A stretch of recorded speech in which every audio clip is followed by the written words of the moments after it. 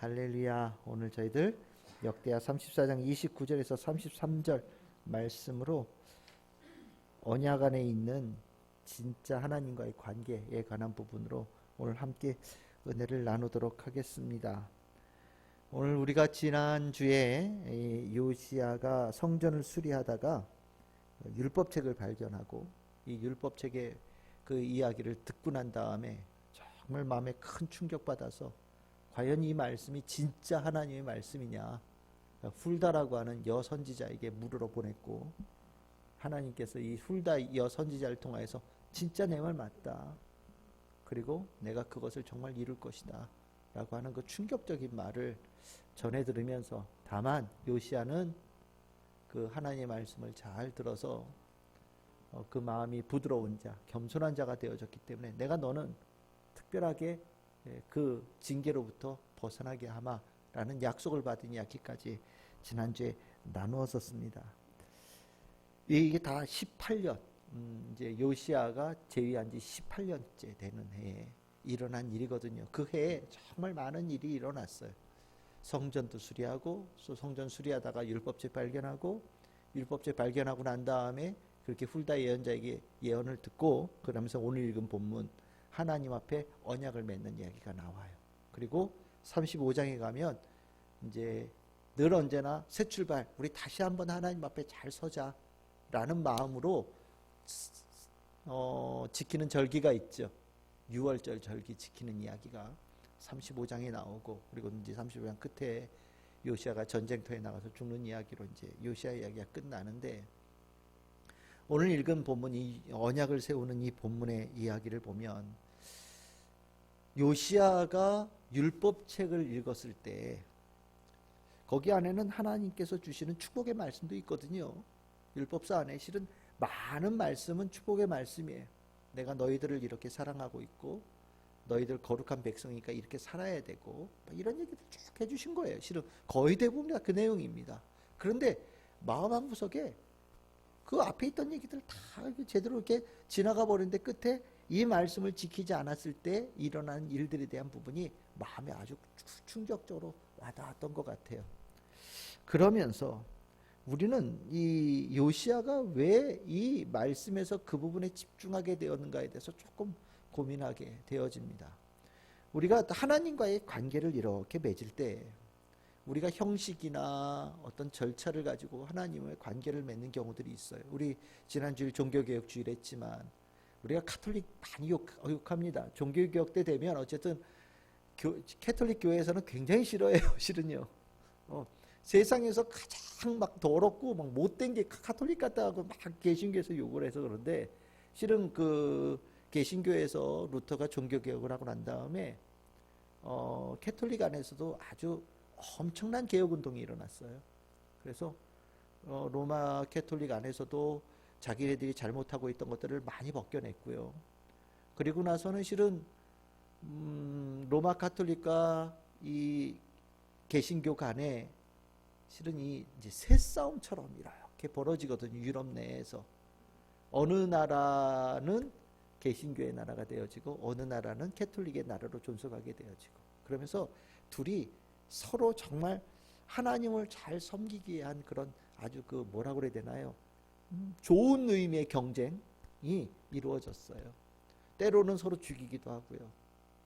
30년 넘게 전쟁도 벌였지만 어쨌든 그 가운데 하나님에 대한 신앙을 잘 지키는 것이 어떤 모습인가에 대해서 고민하게 되어지고 좀 더 자신을 돌아보게 되어지는 계기도 되어진 것은 사실입니다.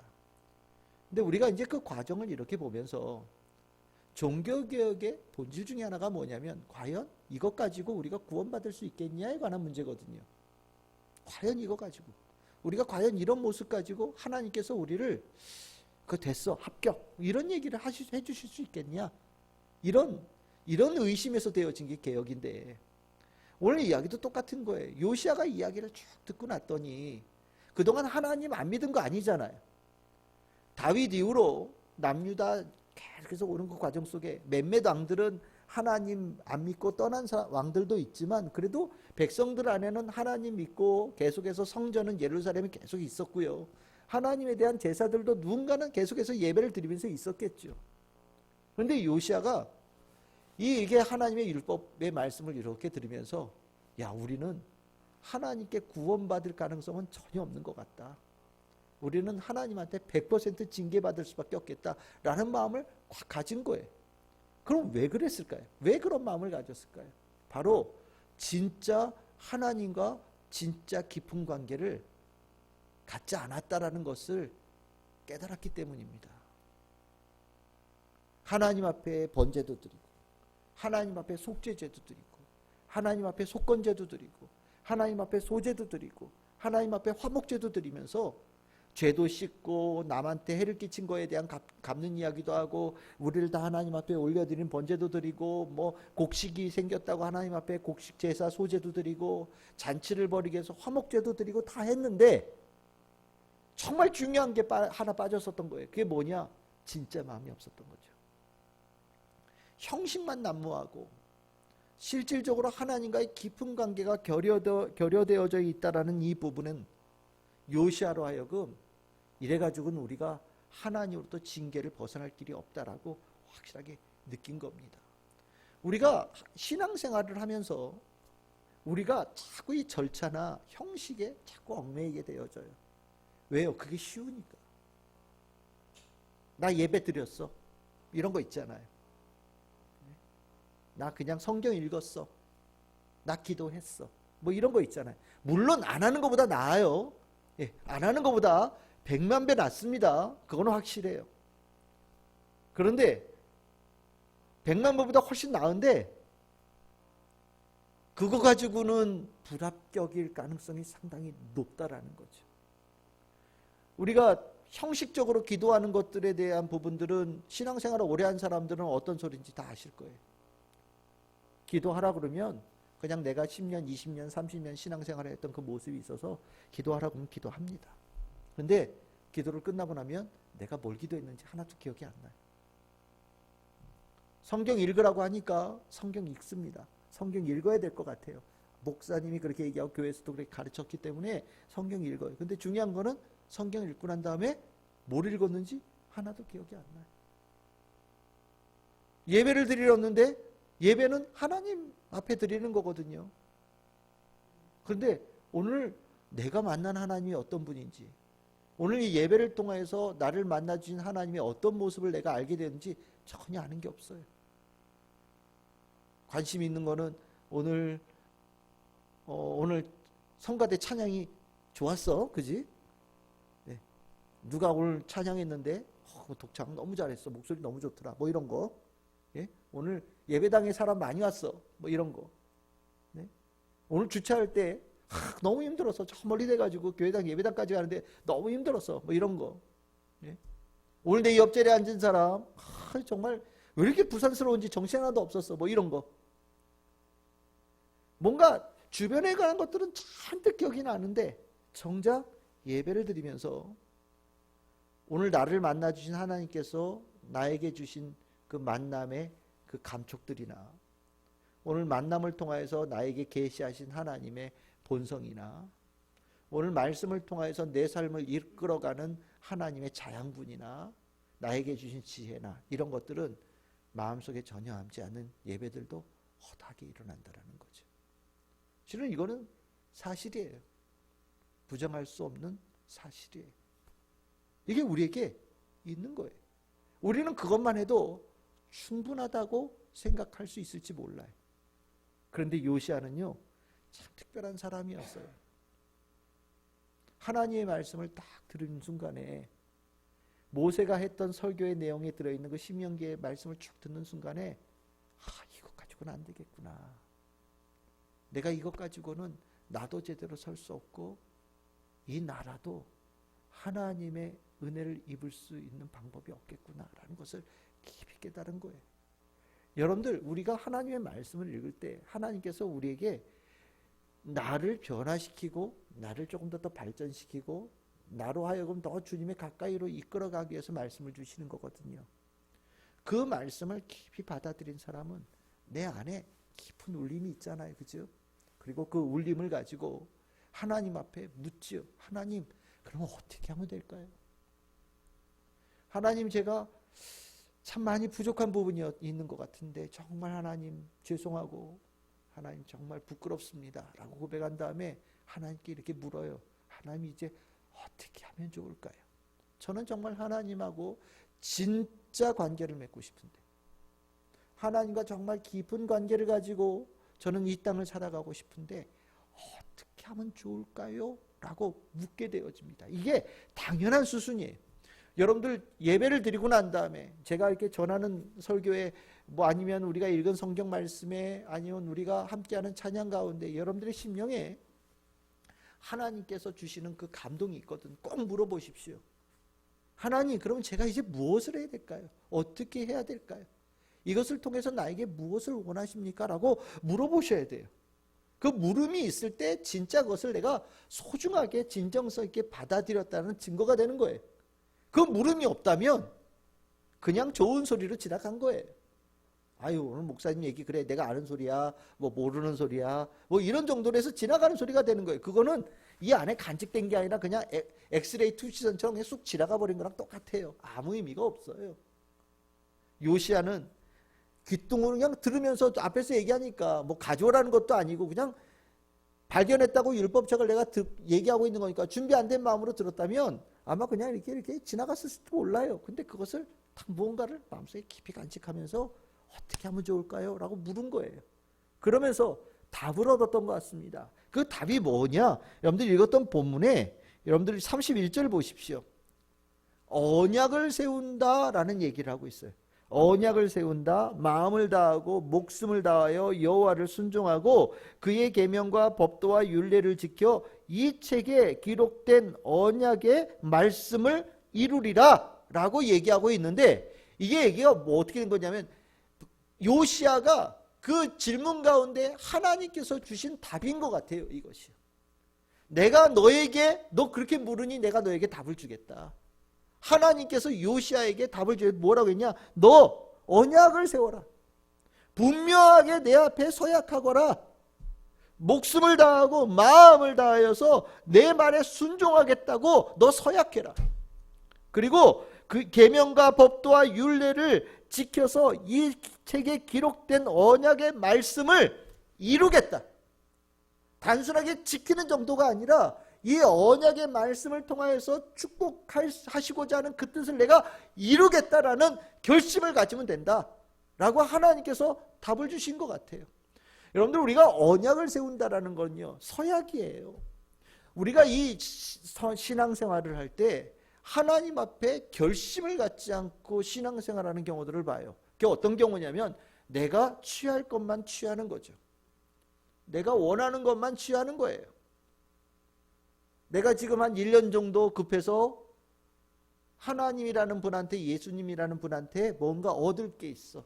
그러면 나는 하나님 앞에 서약할 게 없죠. 나는 받을 것만 있으면 되는 거예요.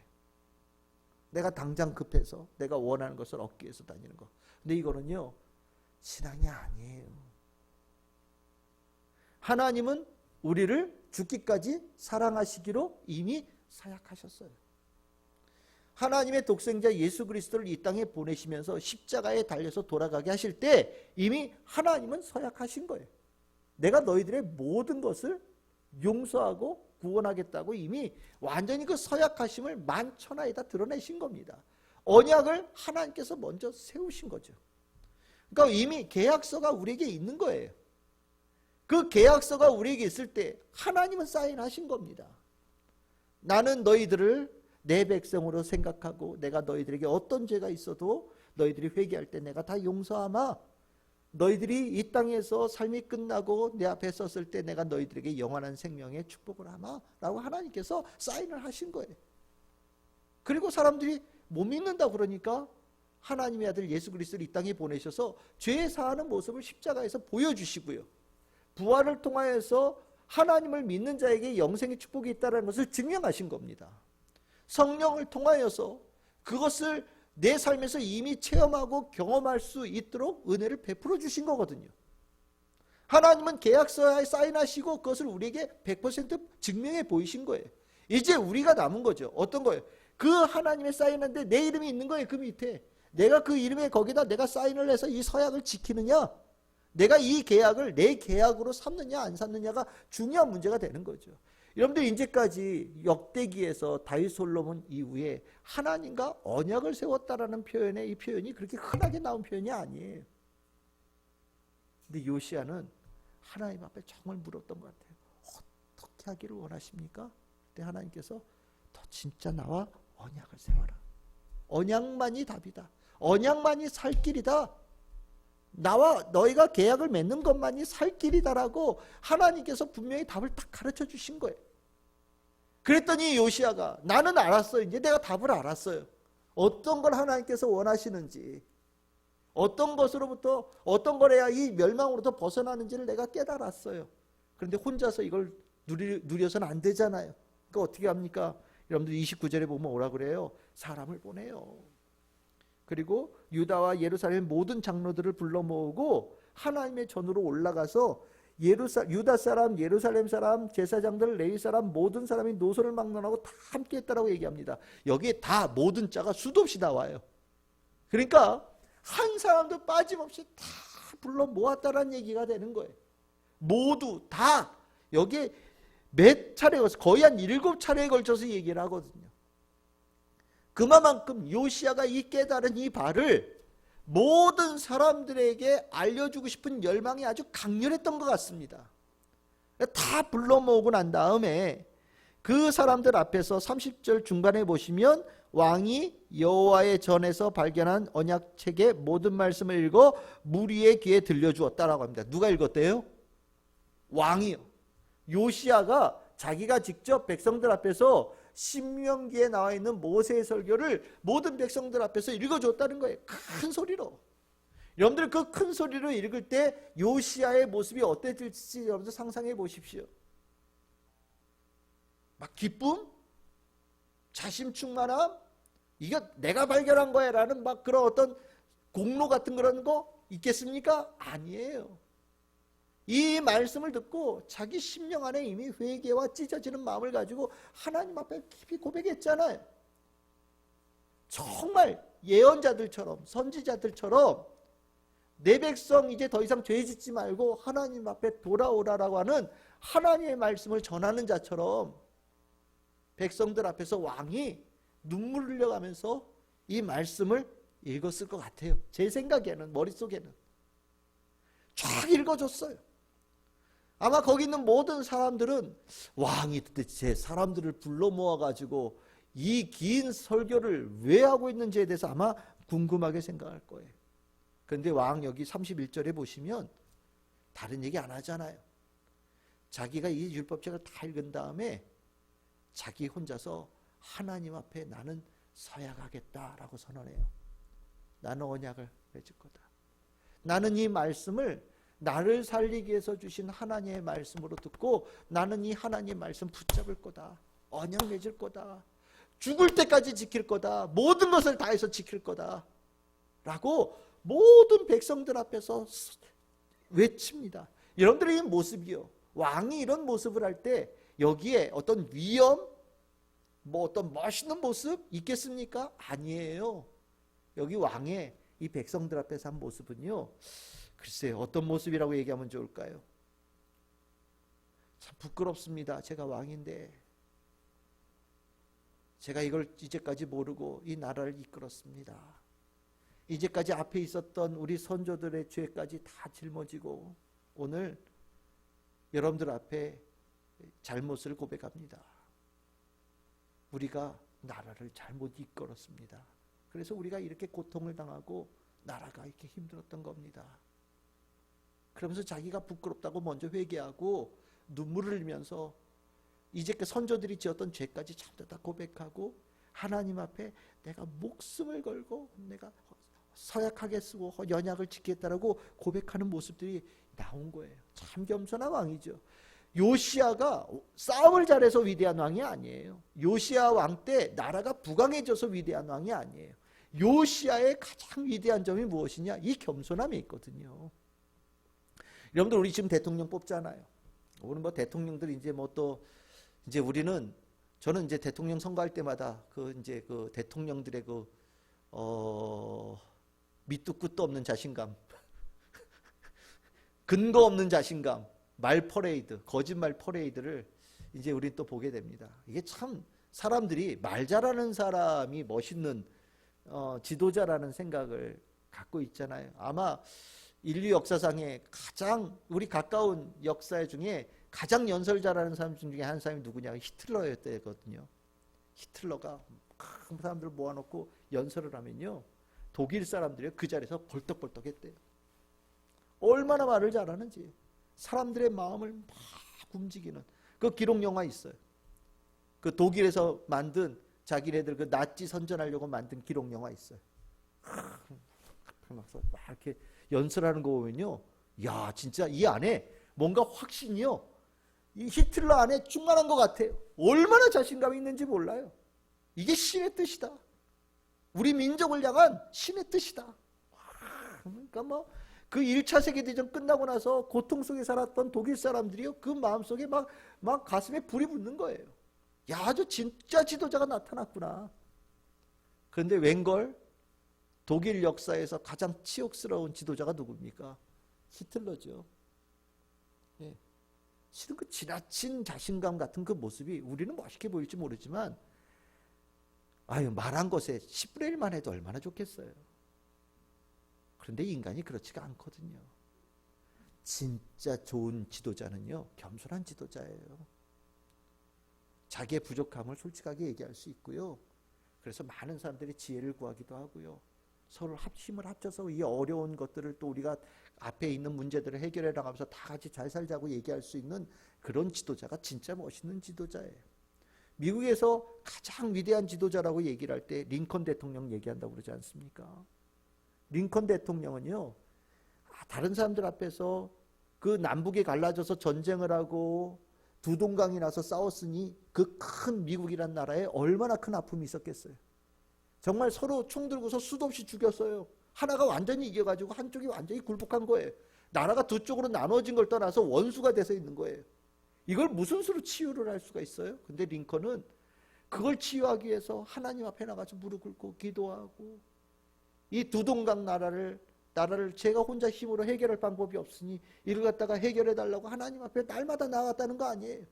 그 겸손함이 있었기 때문에 링컨 대통령 이후에 미국이란 나라가 두 쪽이 날아 같은 그런 전쟁을 벌였지만 하나 될 수 있는 은혜를 입은 거거든요.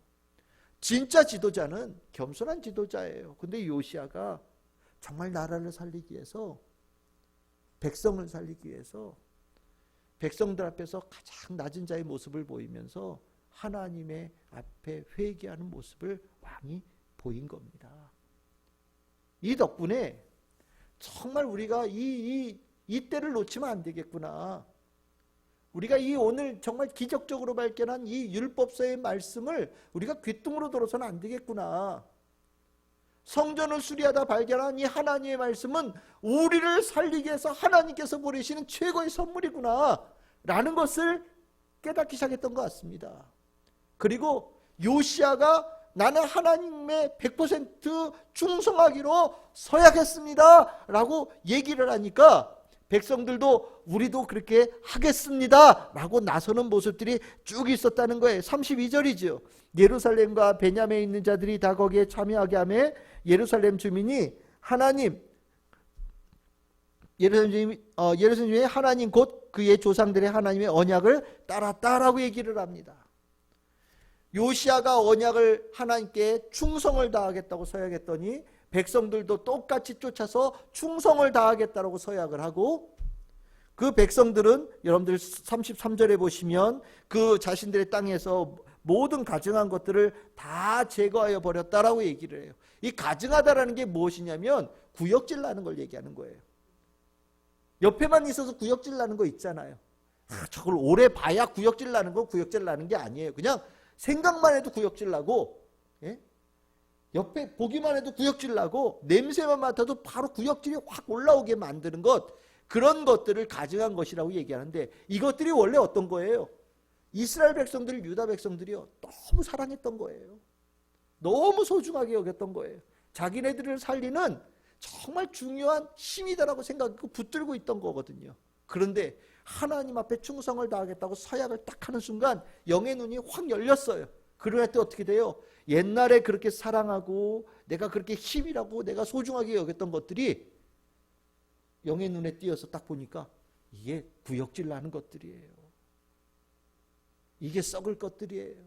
내 삶을 무너뜨렸던 것들이에요. 참 이게 귀한 겁니다. 하나님 앞에 서약하고 충성하고 내가 하나님의 백성으로 내 목숨 걸고 살겠다 그러면요, 참과 거짓이 우리 눈에서 보이게끔 은혜를 베풀어 주셔요. 생명의 길과 죽음의 길을 분명하게 뚜렷하게 구분해서 생명의 길로 나아갈 수 있는 은혜를 주시거든요. 이스라엘 백성들이, 유다 백성들이 나라가 멸망해 가는 과정이거든요. 이 과정에서 굉장히 어려울 때인데, 굉장히 어려울 때 하나님 앞에 충성을 다하겠다고 생각했더니 정말 그들의 눈이, 영의 눈이 밝아져서요, 옳은 것이 무엇인지를 깨닫는 은혜를 입은 거죠. 그러면서 여러분들, 은혜가 언제까지냐? 요시아가 사는 날에 백성이, 그들의 조상이 하나님 여호와께 복종하고 떠나지 아니했다라고 얘기합니다. 원래 하나님께서 얘기하셨잖아요. 요시아 너는 나쁜 거 보지 않고 죽을 거다. 그렇죠? 모든 백성들이 요시아 죽을 때까지 그 은혜를 다 누렸다라는 거거든요. 여러분들 여기서 분명히 우리는 기억해야 돼요. 진짜 관계가 중요하다라는 거예요. 요시아는 하나님과 진짜 관계에 대한 부분을 깨달았고요. 그 진짜 관계를 하나님 앞에 서약하는 것이다. 충성을 다해서 하나님께 충성하는 것이다라고 분명히 깨달았어요. 그리고 그것을 자기가 선택했고 자기 백성들을 그 선택할 수 있는 길로 인도해 주었고요. 그 나라에 하나님께 주신 은혜가 풍성하게 임한 것이거든요. 우리는 이 말씀을 이렇게 읽으면서 분명히 깨달아야 됩니다. 아, 이게 내 삶에도 주께서 주시는 가르침의 메시지구나. 이게 삶의 지혜구나. 우리가 하나님에 대해서 서약하고 하나님께 충성을 다하겠다고 내 마음에 마음을 다하고 목숨을 다해서 결단하는 있지 않으면 내 신앙은요, 사단의 조그만 유혹에도 순간적으로 흔들리게 되어져 있어요. 언제부터 나라에서 허가받아서 예배드렸습니까? 말도 안 되는 소리죠. 하나님께서 예배드리라고 하는데 나라에서 예배를 드리지 말라고 그런다고 예배를 안 드린다. 이건 좀 이상한 거예요. 나라에서 예배를 드리라고 했더니 이제부터는 드려도 되겠군요. 이거 이상한 거예요. 정말 이상한 거예요. 이번에는 정말 위급한 상황이고 뭐 전염병이 있어서 이해해 줄 수 있어요. 우리가 한 번도 경험해 본 적이 없잖아요. 그러니까 한 번은 이해할 수 있어요. 근데 만약에 다음번에 이 코로나와 같은 것이 또 한 번 있게 되어진다. 여러분들 어떻게 하시겠습니까? 여러분들 어떻게 하실 것 같으셔요? 나라에서 만약에 또 병 때문에 교회에서 예배를 못 드리게 한다. 그럼 여러분들 어떻게 하시겠어요? 그때는요, 여러분들 안에 정말 하나님께 대한 충성이 있는지 한번 돌아보셔요.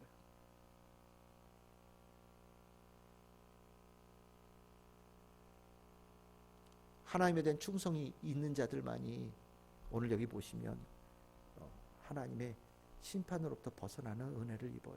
하나님께서 원하시는 수준이 그 정도예요. 목숨을 다하고 마음을 다하고 뜻을 다하여서 하나님을 사랑하라.